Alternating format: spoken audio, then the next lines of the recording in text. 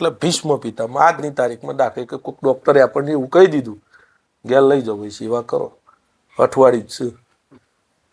કદાચ આજની તારીખમાં એવું કોઈ ડૉક્ટરે એવું કહી દીધું, આ શબ્દ તો કોમ લાગવાનો જ છે ને. 20 વર્ષ 25 વર્ષે એલોન તો બળવાનું જ ને એક દાડો, 20 કે 25 વર્ષે એલોન તો પડવાનું જ છે ને એક દાડો કે ભાઈ લઈ જાઓ સેવા કરો.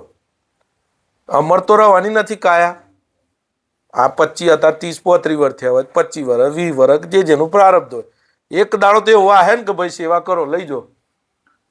એ દાડો આપણા મનની સ્થિતિ હોય એ જ આપણું ભજન, બીજું કયું ભજન? એ દાડો અંદર વિચારો જેવા આવો, અરે મારા છોકરા બાકી છે, મારું આમ બાકી, મારે તેમ બાકી, તો જીવ પાવ.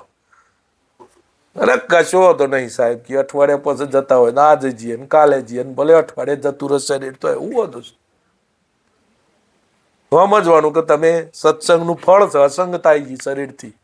આ બાપજીએ કીધું ને સત્સંગનું ફળ શું? અસંગતા. શરીરથી અસંગતા આવી ગઈ, શરીરનો રાગ છૂટી ગયો. આ સત્સંગ આ તો બહુ ઉપયોગી, આ કરોડો રૂપિયાના શબ્દો છે. આ જેવી તેવી વાત નથી, આ કરોડો રૂપિયાના શબ્દો છે. પણ આ